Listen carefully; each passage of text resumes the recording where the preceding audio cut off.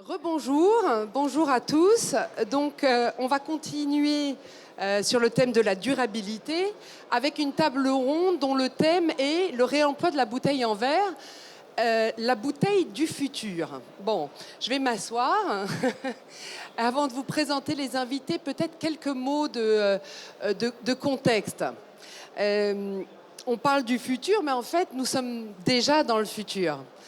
Puisque la bouteille de demain existe et elle est réutilisable. On va voir plus tard dans nos échanges si elle est réutilisée, parce que ça, c'est une autre question.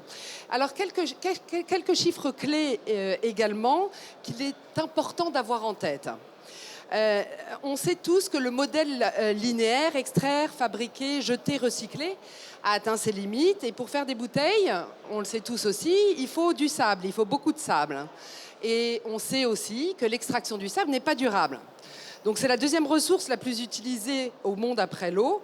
Et dans un rapport de l'ONU, que peut-être que certains d'entre vous ont lu, il y a une mise en garde contre la crise du sable, parce que son exploitation est largement non régulée et elle entraîne une consommation plus rapide que le rythme auquel le processus géologique peut le renouveler. Donc ça, c'est quand même un élément clé et qui pose question. Deuxième point de contexte, la bouteille en verre représente la plus grande partie de l'empreinte carbone du vin, 30%. Et le recyclage, contrairement à ce que pensent la plupart des consommateurs, peut-être vous aussi, quand vous allez au bac de recyclage, que vous mettez la bouteille dans le bac, vous avez l'impression de faire un geste positif pour la planète. Mais en fait, l'empreinte carbone du recyclage est très énergivore et ça consomme énormément de ressources. Et selon un rapport de Zero Waste Europe, les bouteilles en verre réutilisées génèrent 85% d'émissions carbone en moins par rapport aux bouteilles à usage unique. Donc ça, c'est le deuxième élément de contexte important à avoir en tête.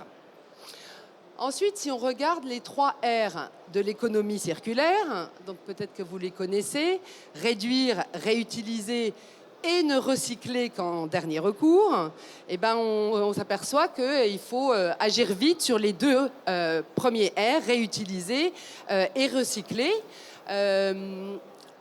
Pour information, il y a 4 milliards de bouteilles mises en circulation chaque année en France. Donc ce qu'on dit, c'est qu'il faut agir vite sur les 2 premières qui sont réduire et réutiliser, et c'est ce dont on va parler avec le réemploi de la bouteille. Donc, bien que le contexte réglementaire, et Mehdi va nous en parler, soit favorable, avec la loi AGEC notamment, et les financements des éco-organismes pour mener des actions autour du vrac et du réemploi, on peut se poser la question qu'est-ce qu'il faut qu'on mette en place pour accélérer et généraliser ce réemploi et pour qu'il y ait la possibilité d'avoir un réemploi pour tous. Donc, qu'est-ce qu'on fait pour accélérer ce mouvement? C'est ce qu'on va voir avec nos 4 invités du jour. Peut-être que je vais commencer par vous laisser vous présenter, en commençant par toi, Mehdi, et puis après, on enchaînera avec notre discussion. Merci beaucoup Marie-Pierre. Mehdi Besbes, je suis le responsable du marché vin et spiritueux chez Adelph. Adelph, pour ceux qui ne nous connaissent pas, nous sommes un éco-organisme, une entreprise à but non lucratif agréée par l'État qui avons pour mission d'accompagner et de faciliter toutes les démarches de mise en conformité vis-à-vis de la responsabilité élargie des producteurs, donc des vignerons, des négociants et de tous les acteurs de la filière vitivinicole. Mais nos missions ne s'arrêtent pas là, puisque dans notre quotidien, on va au-delà de la partie réglementaire mise en conformité.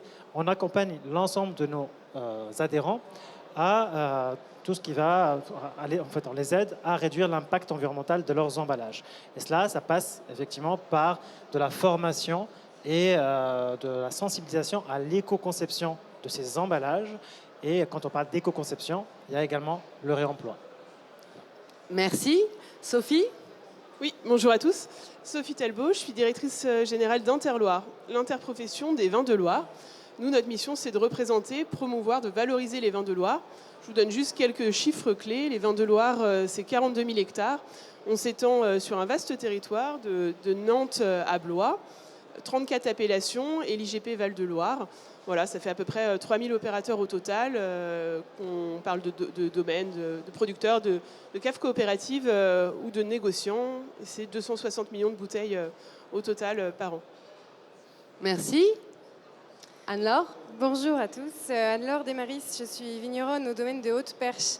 Donc nous, on est dans la Loire, on est au cœur de la vallée de l'Aubance, dans un domaine assez historique, fondé en 66, que j'ai repris pour un propriétaire il y a 2 ans.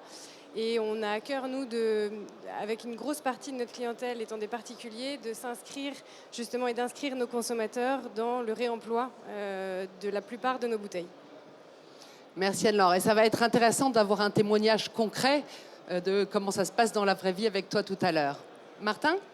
Bonjour à tous, donc je suis Martin Calmette, le cofondateur d'une société qui s'appelle Eco-Impact. Donc Eco-Impact, on est un opérateur, on va dire, du réemploi des bouteilles en verre en France. Donc on a 3 ans maintenant. On est basé à Cognac en Charente, pas trop loin de Bordeaux, et on a deux lignes de lavage de bouteilles et on opère à la fois sur la collecte, le lavage des bouteilles, et on a une petite particularité, c'est qu'on collecte les bouteilles, on les lave et on a un catalogue de bouteilles à vendre issues du réemploi, c'est-à-dire qu'on n'est pas dans une démarche que de consigne, il ne faut pas entendre le réemploi que comme de la consigne, mais ça peut être aussi acheter des bouteilles qui ont déjà eu un usage. On a un exemple ici sur la table où on collecte les bouteilles, on les lave et on les vend à des producteurs qui sont intéressés pour s'intégrer dans cette démarche en se retirant de la problématique de collecter ses propres bouteilles. Parfait. Merci Martin. Alors comme vous voyez, on a eu à cœur de rassembler un panel représentatif parce que chacun dans votre secteur, vous avez des choses à faire pour faire avancer le sujet du réemploi en France. Alors on va peut-être commencer par une première question et je peux commencer avec toi Mehdi. À la DELV, quelle est votre vision du réemploi et quelles sont vos actions prioritaires? Merci Marie-Pierre. Alors, le réemploi aujourd'hui, ça n'est plus uniquement une tendance, c'est aussi une nécessité. Une nécessité pour réduire l'empreinte environnementale de son emballage. Aujourd'hui, il y a une vraie émulation et une vraie envie des entreprises de passer au réemploi, et on le sent au quotidien. Malgré tout, il y a encore quelques questionnements et il y a encore quelques inquiétudes. Mais en soi, on le voit venir au sein des entreprises, c'est en train de prendre beaucoup plus de place dans la stratégie des entreprises. Pour revenir rapidement sur les craintes autour du réemploi, eh bien, il y a celle de la logistique et du lavage. Heureusement, Martin sera là pour un peu nous rassurer par rapport à la crainte autour du lavage.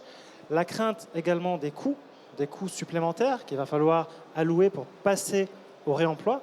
Et puis également, la crainte que le consommateur n'adhère pas au réemploi, et surtout qu'il n'assure pas le geste de retour de l'emballage. Voilà. Et toutes ces craintes-là, aujourd'hui, ne sont absolument pas irrésorbables, puisque nous, chez Adelph, on a à cœur de pouvoir aider, accompagner les entreprises pour lever tous ces freins-là et faire en sorte que les entreprises puissent passer à l'action. Donc, en matière de quotidien et en matière de, chez Adelph, comment on voit le réemploi, c'est l'avenir. Il faut absolument aujourd'hui passer le cap. Il y a forcément les obligations que vous connaissez aujourd'hui qui ont été instaurées par la loi anti-gaspillage pour une économie circulaire, atteindre les 10% d'emballage réemployé d'ici à 2027. C'est un fort challenge, il va falloir y aller. On sait où on en est aujourd'hui? On est encore très loin. On n'est vraiment pas atteint la barre des 1% encore. Il faut encore réellement beaucoup travailler et je pense que tout est prêt aujourd'hui pour qu'on puisse vraiment exploser les sports et qu'on puisse s'engager davantage pour des pourcentages plus élevés. Ok, merci. Sophie, tu veux prendre la parole sur la vision de Interloire du réemploi et vos actions prioritaires? Oui, volontiers, merci Marie-Pierre. Ça fait le lien, je pense, avec ce qu'expliquait Mehdi. Du côté des vins de Loire, nous, on a une approche assez pragmatique et globale du sujet de la décarbonation de la filière. On considère qu'à partir du moment où on identifie une solution, une piste d'action avec du potentiel et sujette à permettre d'avancer sur la décarbonation, ça mérite d'être exploité, ça mérite d'être creusé, ça mérite d'être testé. Donc on a saisi l'occasion l'an dernier, lors de l'appel à projet Encore plus de réemploi lancé par Adelph Citeo. On a saisi cette occasion pour jouer le rôle de facilitateur avec l'ensemble de nos metteurs en marché des vins de Loire. Et 12 opérateurs se sont réunis au sein d'un consortium, 12 opérateurs très variés, très différents, que ce soit des domaines de taille petite, moyenne, plus grand, des caves coopératives, des négoces, avec aussi des maturités très différentes sur le thème du réemploi, certains déjà totalement ou quasi totalement dans le réemploi, d'autres très intéressés, très motivés pour y aller, mais vraiment au départ de l'aventure. Donc, fort de cette diversité, l'idée c'est de pouvoir, pour chacun de ces 12 opérateurs, porter leur projet individuel à leur échelle, mais en même temps se fédérer dans le cadre de ce consortium pour présenter un dossier réunissant au total plus de 3 millions de cols, donc réemployables, et ainsi pouvoir bénéficier de l'appui d'Adelph Citeo. Donc on a eu un grand oui, merci encore, on est hyper contents, c'était la bonne nouvelle de début d'année. Donc un grand oui pour pouvoir être accompagné par Adelph Citeo avec 70% de dépenses prises en charge dans le cadre de cet appel à projet. Et puis également, ce qui est à noter, c'est un volet campagne de communication qui fait partie aussi de ce dossier déposé grâce au consortium constitué. Donc les vins de Loire, en tant que collectif, vont pouvoir aussi s'engager pour jouer un rôle aussi en termes de diffusion et de promotion du geste du réemploi, parce qu'on en reparlera sûrement, mais c'est vrai que c'est un sujet, comment faire en sorte de passer à l'échelle, c'est aussi comment faire en sorte que le plus grand nombre soit sensibilisé au réemploi, soit conscient de l'enjeu, participe aussi à sa mesure sur ce geste du réemploi. Donc voilà, nous on est heureux de pouvoir aussi accompagner le phénomène. C'est encore timide dans la filière viticole, pas mal de freins à lever encore. Et donc au niveau des vins de Loire, on est hyper heureux de pouvoir innover, co-créer ça ensemble. Et puis voilà, c'est l'occasion aussi d'ouvrir des portes à d'autres interpros ou d'autres opérateurs viticoles. Oui, parce que c'est une cause nationale en fait. Ça ne concerne pas que la Loire. C'est vrai que toutes les régions se mettent en marche dans cette direction.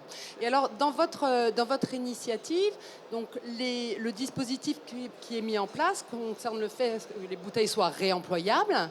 Et sur le volet réemployé, comment ça se passe ? Les deux vont de pair.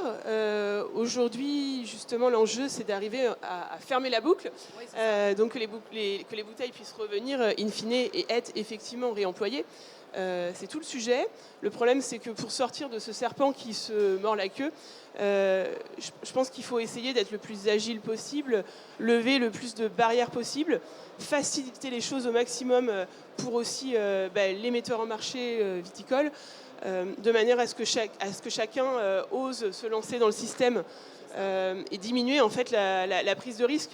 Donc voilà, en travaillant ça, c'est aussi, et puis en travaillant l'aval, le consommateur final, pour l'encourager sur ce réemploi, c'est aussi, je pense, la bonne façon de faire en sorte que les bouteilles reviennent, que ça fonctionne, que ça tourne, et petit à petit, qu'on puisse se passer de toutes les aides, les accompagnements qui peuvent exister pour que le système puisse vivre de manière autonome. Ouais. Parfait, merci. Alors, faire revenir les bouteilles, c'est un peu ton sujet, Martin. Donc, Eco-Impact, quelle est votre vision du réemploi et quels sont vos axes prioritaires ? Alors pour le réemploi, pour nous, il y a 3 leviers que nous devons faire avancer en même temps. Le premier levier, c'est d'embarquer les metteurs en marché, les producteurs, pour qu'ils s'inscrivent dans cette démarche-là, qui mettent des bouteilles sur le marché réemployables. Il y a des sujets techniques sur les étiquettes, sur les numéros de l'eau, des choses comme ça qu'il faut lever. Et on sent vraiment, nous ça fait 2 ans qu'on est ici à Vinexpo, parce qu'on collecte les bouteilles à Vinexpo, j'en parlerai après, mais on sent que l'état d'esprit des producteurs a vraiment évolué grâce à ce que lance Citeo et Adelph, grâce à tout ce qu'on parle autour du réemploi, c'est vraiment en train de s'accélérer, mais c'est un levier qu'il faut continuer à faire avancer pour avoir un maximum de producteurs qui s'engagent. Le deuxième levier, c'est les opérateurs comme nous du lavage et de la collecte et du lavage. Je donne juste, tu rappelais tout à l'heure les chiffres, on consomme chaque année en France 4 milliards de bouteilles de vin, d'accord ? Si on élargit à la bière, le sirop, etc., on est de l'ordre de 10 milliards de bouteilles en verre consommées chaque année en France. Si on fait la somme de tous les laveurs existants en France, on est une dizaine de laveurs à peu près sur le territoire. Notre capacité de lavage, c'est 100 millions de bouteilles à peu près quand tout ira bien. Donc 100 millions sur un marché de 10 milliards, on est à moins de 1% de part de marché. Donc il faut qu'on augmente aussi les capacités de lavage. C'est aussi ce qui est prévu dans les accompagnements et dans le projet de Citeo. Et le troisième volet, c'est effectivement augmenter le nombre de bouteilles collectées. Donc il y a plusieurs flux pour collecter les bouteilles. Il y a la consommation domicile. Il va falloir encourager tous les consommateurs à ramener leurs bouteilles pour pouvoir les réutiliser. Il y a les CHR, donc on lance un gros projet aussi avec les cafés, hôtels, restaurants, parce que l'avantage c'est qu'il y a déjà des circuits de distribution qui peuvent collecter les bouteilles, parce que des grands acteurs comme France Boisson, C10 collectent déjà les bouteilles consignées de Coca-Cola ou de ce type de produits-là. Donc en CHR, c'est un levier qui permettrait d'accélérer. Il y a tout ce qu'on appelle l'événementiel, nous chez EcoImpact, donc notamment Wine Paris. Donc on est là, vous verrez peut-être des caisses bleues sur les stands. C'est nos caisses pour récupérer les bouteilles, on les collecte et en 3 jours, on va réussir à collecter à peu près un peu plus de 100 000 bouteilles sur le salon. Donc ensuite, il faudra les trier, enlever les étiquettes. Enfin, il y a pas mal de travail encore derrière. Mais au moins, on est en train de montrer et de lancer cette démarche-là. Et puis on oublie un volet qui est assez facile pour démarrer, c'est ce qu'on appelle un peu les déchets industriels. C'est-à-dire que quand vous avez des cas pour les producteurs, des dégustations, des débouchages, ça aussi ce sont des leviers de se lancer dans le réemploi en se disant au lieu de casser ma bouteille qui n'est pas allée voir un consommateur, mais au moins elle est disponible, on la lave, on la réutilise. C'est un premier pas vers le réemploi, ce qui permet d'amorcer entre guillemets la pompe, de commencer à travailler avec des opérateurs comme nous et commencer à réduire son empreinte environnementale. Ok, merci. Alors, merci pour cette première étape. On a un panel intéressant. Ça serait bien de se tourner vers toi, Anne-Laure, maintenant, parce que tu vas nous parler un peu de ton domaine. Vous êtes engagée depuis longtemps dans tous ces sujets. Vous êtes en biodynamie, vous faites beaucoup de choses autour du réemploi. Donc peut-être que tu nous expliques la genèse, comment vous en êtes arrivé à travailler là-dessus, et puis surtout comment ça se passe, quelles sont les difficultés, quelles sont les satisfactions. Ça serait intéressant d'avoir un témoignage concret. Merci Marie-Pierre. Effectivement, alors comme le disait Mehdi, on sent que et les producteurs et les consommateurs sont intéressés par le réemploi. Maintenant, il faut réussir à concrétiser, alors déjà nous, producteurs, à passer à des bouteilles réemployables. Donc effectivement, un petit mot sur le domaine de Haute-Perche d'abord. Donc nous, on est un vignoble assez historique dans la vallée de l'Aubance, qui est tout proche de la ville d'Angers. C'est un domaine qui a été fondé en 1966. Autrefois, alors c'est un vignoble qui a globalement travaillé de façon assez propre depuis toujours au vignoble. Le domaine a été repris en 2019 et avec pour première ambition de se dire il faut qu'on soit le plus propre possible. Parce qu'effectivement, la viticulture n'est quand même pas une agriculture nourricière, et ça, on en est bien conscient, même si c'est notre passion et qu'on a à cœur à faire des produits qui plaisent aux consommateurs. On n'est pas une agriculture nourricière, et pour nous, c'est important de se dire qu'on laisse le moins d'empreintes possible sur le vignoble, les terres qui étaient là avant nous et qui le seront bien sûr après. Donc on a commencé à travailler en agriculture biologique depuis 2017, ce qui est assez récent, somme toute. Et on a commencé à travailler en biodynamie en 2019. L'idée, voilà, c'est de s'inscrire dans un premier temps au vignoble de façon propre dans l'environnement dans lequel on évolue.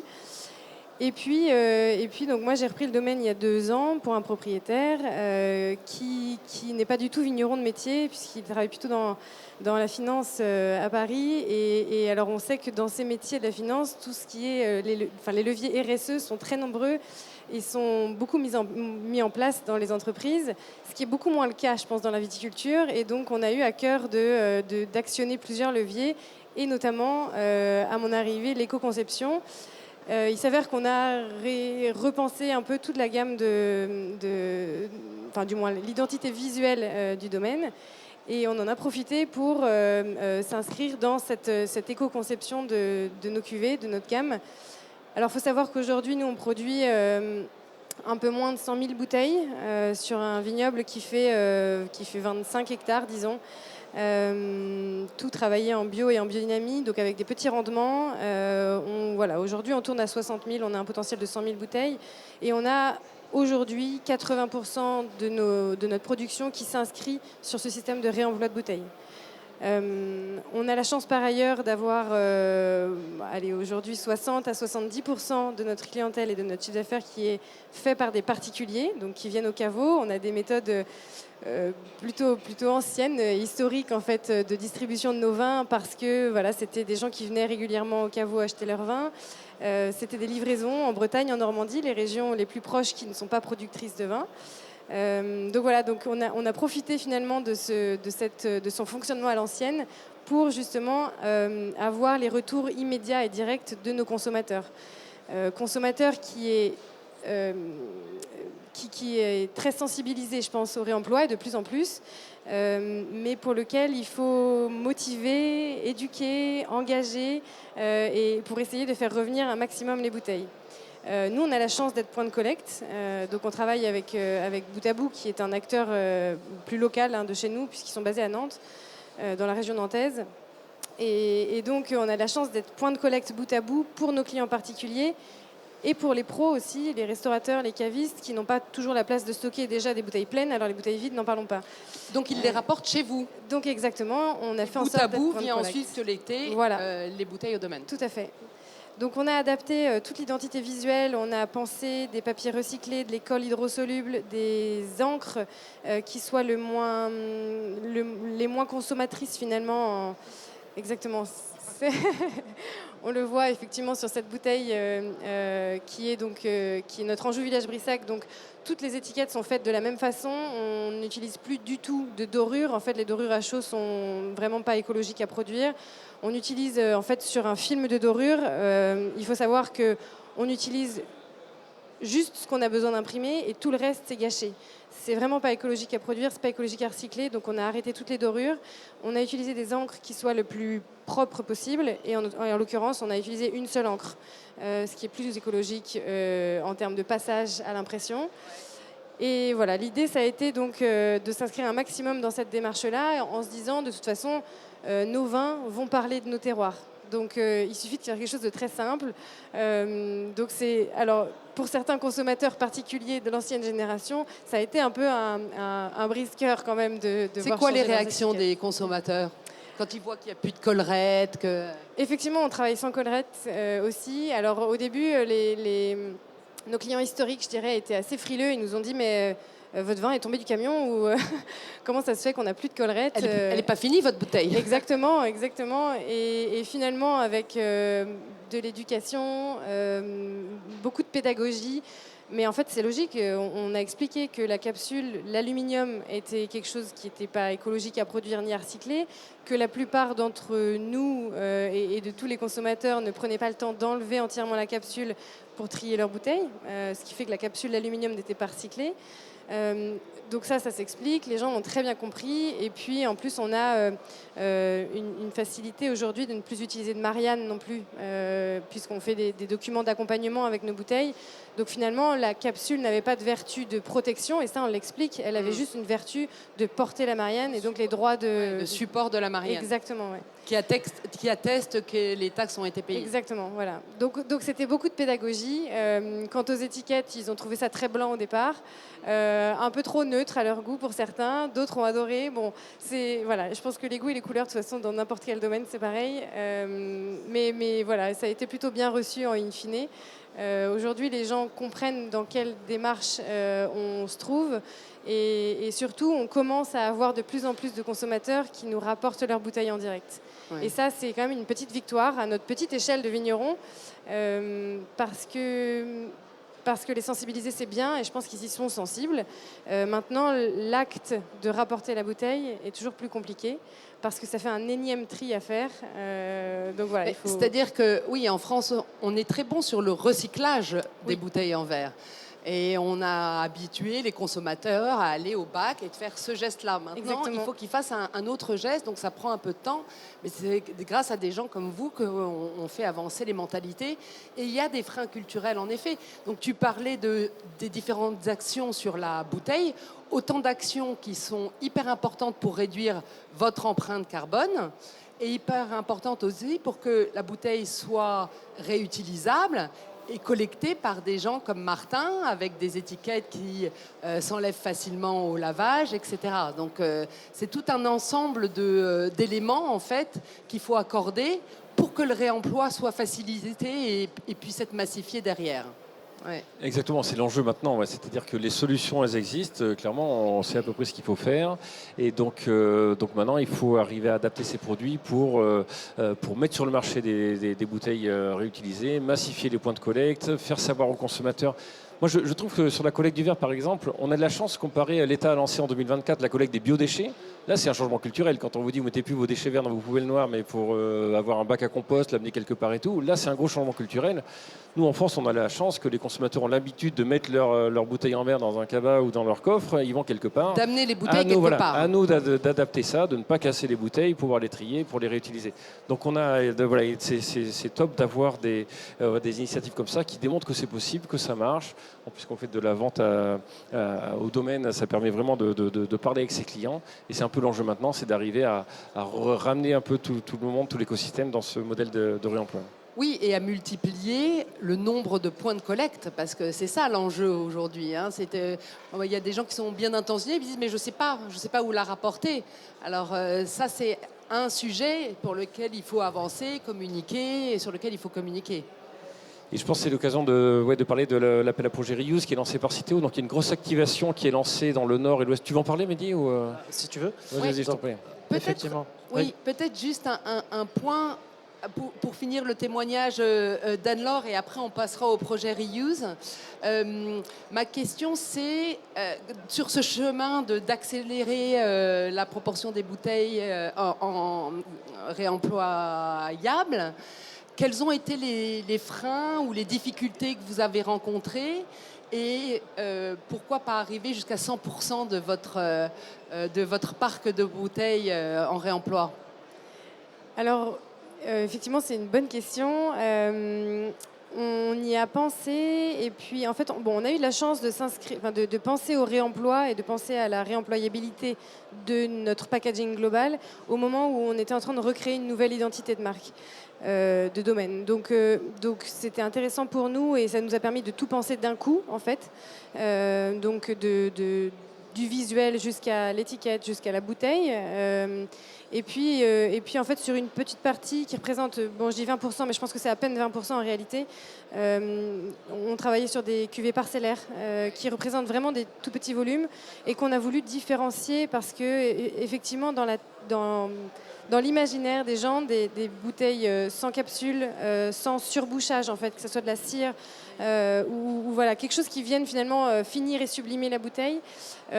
C'était compliqué sur des cuvées parcellaires qui sont vendues un peu plus cher, qui sont plus qualitatives, qu'on a envie de garder en cave ou voilà, pour X raisons.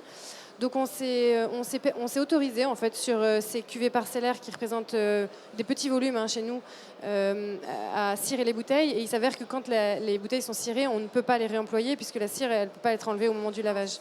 Voilà, donc on a fait ce choix-là. Oui, sur des cuvées spécifiques en exactement, fait. Exactement. Je pense que ça représente même pas 20%.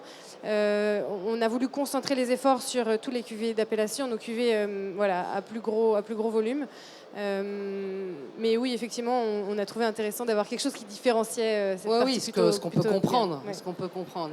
Et alors, 80% de bouteilles réemployables. Et peut-être dernière question, est-ce que tu sais la proportion de bouteilles réemployées que vous utilisez? Est-ce que vous utilisez des bouteilles réemployées ou pas encore? On démarre, alors ça fait 2 ans donc qu'on s'est inscrit sur le circuit du réemploi.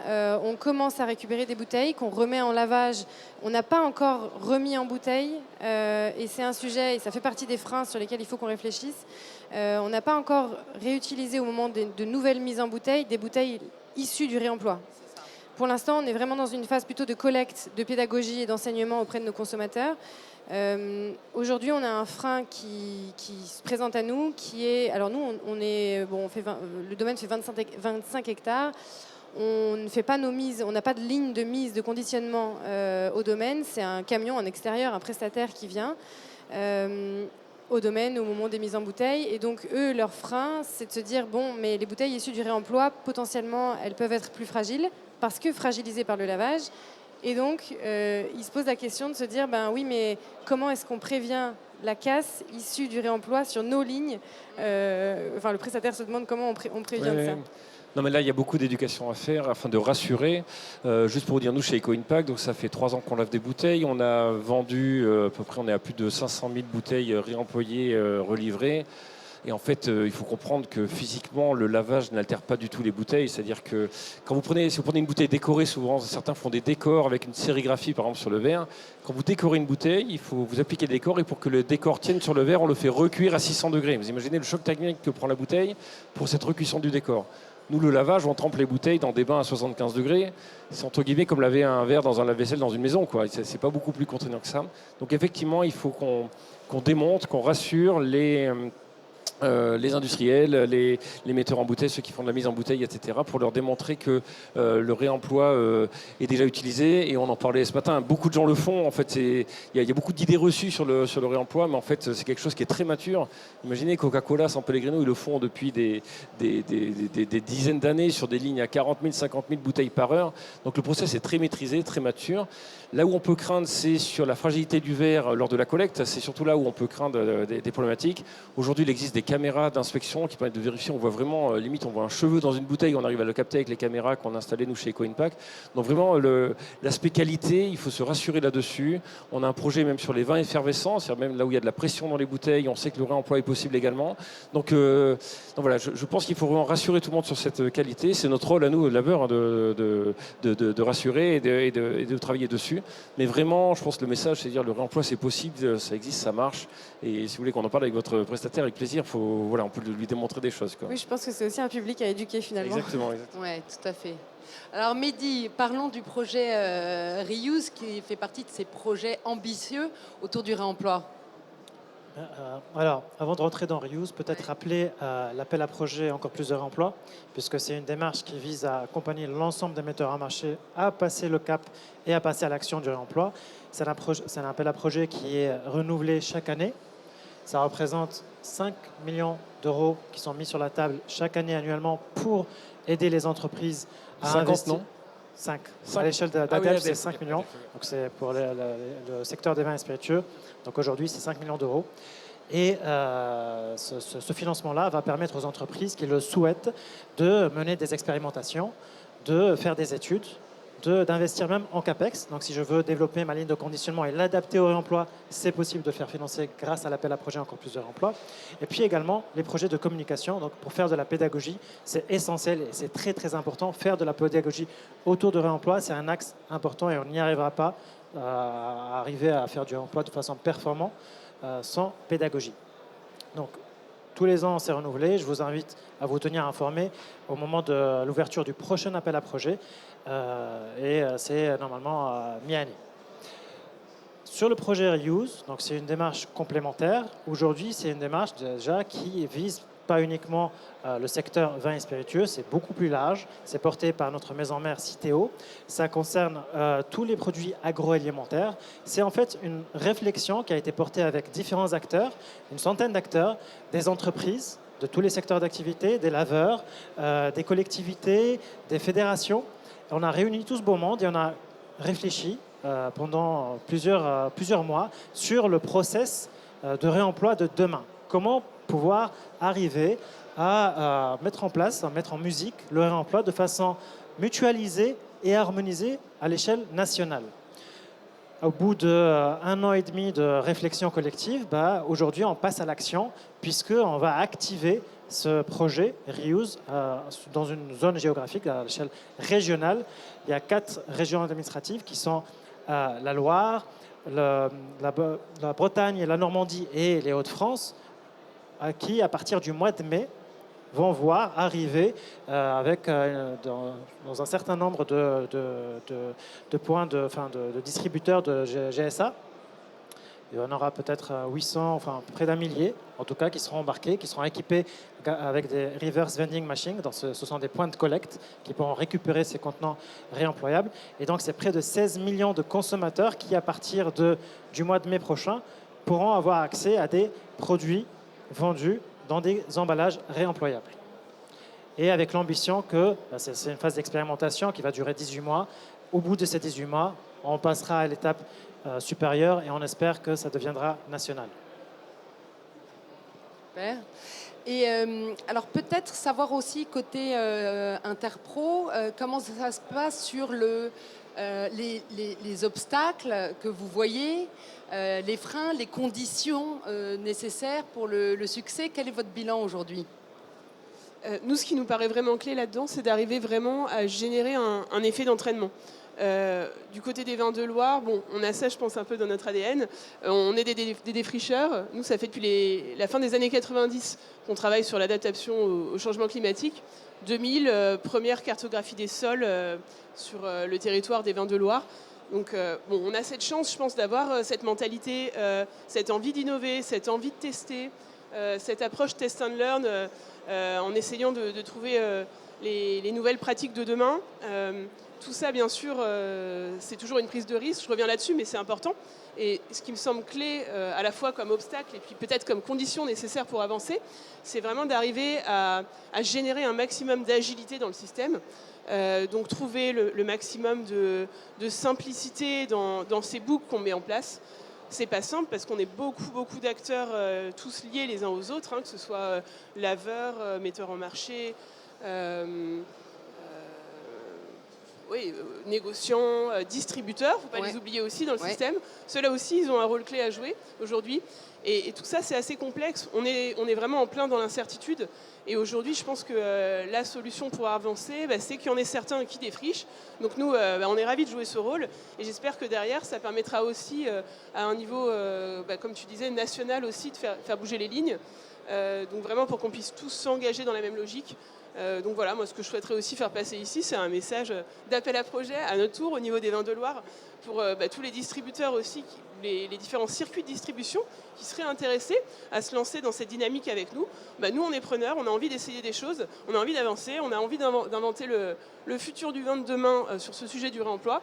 Donc n'hésitez pas aussi à venir nous solliciter, on sera ravis que ce soit les 12 opérateurs ou d'autres, hein, parce qu'effectivement l'appel à projet c'était une première pour nous, les vins de Loire, mais il y en a d'autres derrière dans les rangs qui ont très envie de venir nous rejoindre.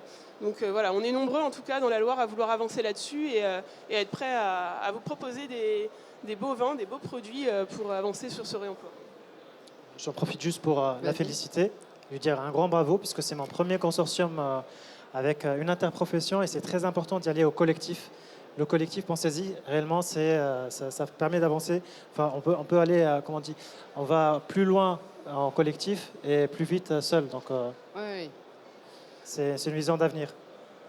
C'est-à-dire plus vite seul, mais plus loin en collectif. Et alors, c'est quoi l'objectif au bout des X mois de tests? Vous espérez atteindre quoi en fait?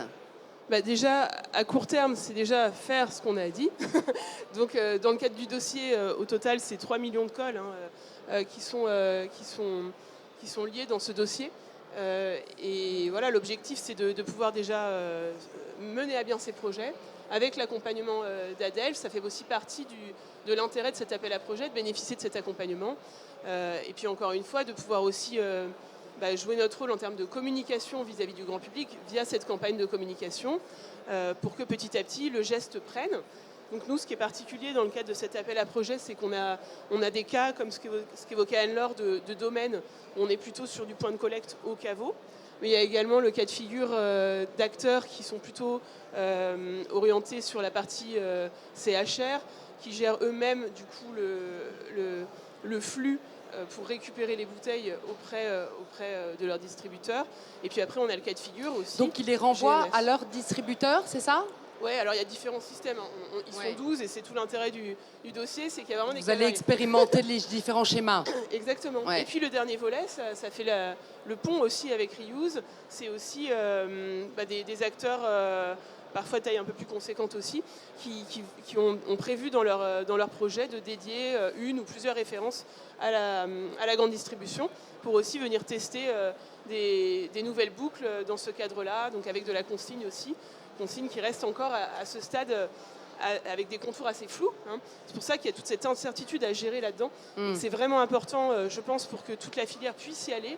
Là, je parle plutôt producteurs, négociants, CAF coopératif, qu'on puisse vraiment tous ensemble essayer de mettre un maximum de simplicité dans le système, au moins au début, se donner le temps d'apprendre, de voir comment la tournure que ça prend pour ensuite progresser, structurer et avancer là-dedans. Ouais. Et alors Martin, dans tout cet enjeu de la collecte, vous, comment vous y prenez en fait pour l'accélérer? Oui, voilà, c'est ce que je disais tout à l'heure, c'est que maintenant les solutions existent. Je pense que maintenant des solutions sont sur la table. Il faut qu'on les adresse les unes après les autres. Et je pense que des solutions répondent à différents types de producteurs. Certains vont mettre en bouteille, mettre sur le marché, comme vous faites, des bouteilles réemployables. D'autres sont intéressés par acheter des bouteilles issues du réemploi pour différentes raisons. Ils disent, voilà, ils n'ont pas la crainte de la qualité. Au contraire, ils ont envie de se dire, mais j'arrive pas à collecter mes bouteilles, comment je peux les récupérer? Donc nous, grâce à ce qu'on fait, par exemple à Wine Paris ou dans d'autres lieux, on collecte des bouteilles, on les regroupe par forme. Évidemment, il faut des moules verriers identiques. La bouteille qui est partie tout à l'heure, malheureusement, donc c'était un lot de bouteilles qu'on a collecté. C'est des bouteilles assez qualitatives et qu'un client nous a racheté, qui a fait un vin, un Nolo avec ce produit-là. Donc ça permet de faciliter la transition pour les vignerons en se disant, ben voilà, moi je cherche telle référence de bouteille. Si on l'a en stock, on la propose et le client peut l'acheter, la réutiliser. Sinon, ben, on essaie d'orienter des flux pour récupérer ces bouteilles-là et assurer le besoin et la demande des producteurs qui veulent s'engager dans cette démarche et d'accélérer parce que tout est nécessaire. C'est-à-dire qu'il faut, si on veut massifier, il faut aller collecter les bouteilles des consommateurs, mais si on veut démarrer, il y a des solutions disponibles tout de suite pour démontrer, comme vous faites, comme on fait tous, qu'il y a des solutions, il faut y aller. C'est ça, parce que pour amorcer la pompe, il faut qu'il y ait des bouteilles disponibles. Exactement. C'est ça, hein, un enjeu qu'on est en train de vivre actuellement. Donc c'est pour ça que tout à l'heure, tu parlais des rebuts, des fins de l'eau, etc. Exactement. 4 milliards de bouteilles, les rebuts, c'est de quoi, 1 à 3%? Oui, on dit qu'en général, dans des process industriels, ça génère forcément 1 à 3%. On ne va pas pouvoir tout récupérer, mais il y a des gisements à aller collecter. Faire savoir ça aussi, si vous jetez des bouteilles, ne les jetez pas. C'est ça, donc il y a tous les il y a d'autres producteurs, moyens. déjà, Exactement, tous ces peuvent rebuts-là, s'engager dès aujourd'hui pour faire ça. Et ensemble, on va embarquer des consommateurs, etc. Avec la chance qu'on a en France, c'est d'avoir les pouvoirs publics, les organismes qui nous encouragent et qui nous aident à aller vers ce modèle-là. Oui, c'est ça. Donc ça, c'est un enjeu vraiment important de dire. Il y a, en fait, parce qu'il y a plusieurs phases. Il y a la phase, ma bouteille doit être réemployable. Pour ça, il y a un certain nombre de choses liées à l'étiquette, liées au poids, etc. Après, il faut qu'elle soit collectée, il faut qu'elle soit lavée. Et à ce moment-là, il peut y avoir des bouteilles réemployées, et c'est ça qu'on vise quand même, c'est-à-dire que les actions, il faut qu'elles soient à toutes les étapes du processus du réemploi. Et donc juste vous avez pour un dire, rôle important tout le monde a un rôle important à jouer, c'est ce qu'on voit. Et même avec certains clients, on parlait il y a l'enjeu du poids de la bouteille, certains veulent réduire le poids de la bouteille. On peut, sans les fragiliser, collecter, laver, vendre des bouteilles de 380 grammes, de 400 grammes. On accompagne notre client qui est dans le réemploi et qui veut alléger ses bouteilles. On peut alléger. Voilà, les bonnes idées, il faut les additionner, il ne faut surtout pas les opposer et essayer d'en mettre un maximum. Et donc du coup, je disais tout à l'heure, le lavage ne fragilise pas et donc on peut vraiment additionner les bonnes idées pour réduire l'impact environnemental. Oui, c'est ça. Et le poids est important pour l'accès à des marchés export, par exemple. Parce on sait qu'il y a des contraintes dans par exemple, dans les pays nordiques, ils ont des contraintes importantes sur le poids. Il ne doit pas être supérieur à 420 grammes. Bon, il y a un certain nombre de contraintes qui existent. Exactement. Et donc, du coup, ces producteurs-là, on le fait pour certains. On livre des bouteilles sur des produits qui vont dans les pays nordiques, au UK. Et le client veut des bouteilles allégées. Et il arrive à prendre des bouteilles allégées du réemploi pour adresser ces clients-là. On ne les collectera pas, c'est pas le sujet. Mais juste, je donne les chiffres. Pour fabriquer une bouteille en verre de 500 grammes, la fabrication du verre, elle émet 400 ou 450 grammes. Laver une bouteille en verre, on émet 25 grammes, 25-30 grammes. Donc on divise vraiment par 10, voire plus, les émissions carbone de la bouteille en achetant des bouteilles issues de réemploi plutôt que des bouteilles neuves. Voilà. Bon. Alors, on a tous intérêt à accélérer le mouvement. On m'a fait signe que le temps passait vite.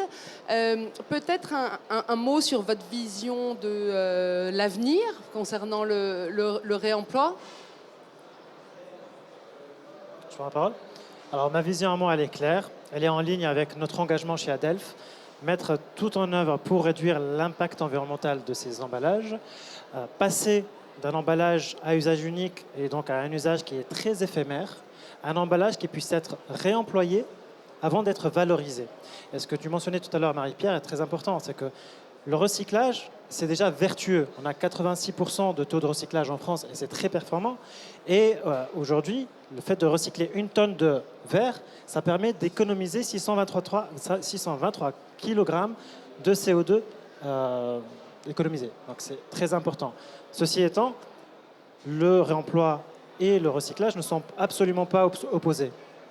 Le réemploi va permettre de prolonger la durée de vie de l'emballage, alors que le recyclage va donner une deuxième vie aux matériaux d'emballage. Et donc, c'est très important d'avoir ça en tête. Oui, mais pour autant, l'enjeu est quand même de diminuer le recyclage au profit du réemploi. Parce que l'enjeu, c'est d'arriver un jour à la neutralité carbone. On a des enjeux en Bien 2050, donc il faut tout mettre en œuvre. De toutes les façons, il faut toujours avoir en tête que n'importe quel emballage aura une fin de vie. Donc autant préserver la ressource naturelle au maximum et réutiliser, réemployer au maximum. Et puis, ne pas oublier aussi les gestes de tri, ils sont très importants. Oui, bien sûr. Bien sûr. Bon, mais 85% d'empreinte carbone en moins, le réemploi par rapport au recyclage, quand même, ça c'est un chiffre qui est... Ils sont complémentaires. Oui, ils sont complémentaires. Il faut avancer en parallèle sur les deux sujets, disons. Mais le réemploi, il y a un niveau de maturité moins important, donc il faut mettre les bouchées doubles. C'est un peu ça l'idée quand même. Des commentaires sur votre vision de l'avenir ? Je pense que, pardon, voilà, maintenant on a vu on a expérimenté depuis 5 ans, c'est en train de se structurer. Le marché, voilà, il va encore devoir maturer. Le marché du réemploi, on est vraiment au tout début du virage du réemploi. On voit, on est à quelques pourcentages, on n'a même pas commencé le pourcentage de bouteilles réemployées. Donc on est au début de ce virage-là et toutes les bonnes forces sont les bienvenues. Comme on disait tout à l'heure, travailler ensemble, en coalition, en regroupement de marques. Les bonnes idées vont venir de nous tous et tous ensemble. C'est-à-dire que voilà, effectivement, il ne faut pas opposer des systèmes, il faut essayer de les travailler tous ensemble. Et dans un climat économique qui est assez morose et compliqué, moi je trouve que le réemploi c'est un vecteur de... Voilà, on refait du lien, on retravaille sur des projets et c'est des projets vertueux qui font du sens. Donc rien que pour ça, je trouve ça extrêmement valorisant de travailler sur ce sujet-là, quoi. Tout à fait. Oui, moi je partage. Je pense que l'objectif commun, c'est vraiment le passage à l'échelle. Pour ça, je te rejoins Martin totalement. Les mots clés, je pense qu'il faut qu'on ait vraiment tous en tête, c'est le collectif. On ne le martèlera jamais assez, parce qu'il y a énormément d'acteurs impliqués autour du projet. Le collectif, le pragmatisme, ça me paraît aussi une bonne clé de succès. L'agilité, la communication pour bien embarquer tout le monde dans ce projet. Et puis, voilà, vision du futur, on peut rêver. Je pense que la première étape, nous, Vins de Loire, c'est déjà d'arriver à faire aboutir les projets embarqués. Ensuite, peut-être au niveau national, d'arriver à générer cette échelle pour que le système puisse s'enclencher. Et puis, pourquoi pas rêver un jour de modèles uniques au niveau international, européen, international, pour qu'on puisse fonctionner de manière efficace là-dessus. On va y arriver petit à petit, on ne va pas avoir le choix, je crois. Mais en tout cas, merci pour cette synthèse, parce que, comme tu l'as dit, le collectif, la démarche, tu ne l'as pas redit là, mais la démarche, l'état d'esprit test and learn, c'est-à-dire comme on est au début finalement de cette démarche, il ne faut pas avoir peur de tester. Peut-être il y a des choses qui fonctionnent, il y a d'autres choses qui ne fonctionnent pas, mais l'idée c'est d'avancer dans cet esprit un peu d'innovation et de test and learn. Et puis la communication, parce qu'il y a beaucoup d'éducation encore à faire, hein, on l'a vu au travers de tout ce qu'on a dit, auprès des professionnels comme des consommateurs finalement, hein. Donc, merci à vous tous. J'espère que vous aurez appris des choses sur le réemploi.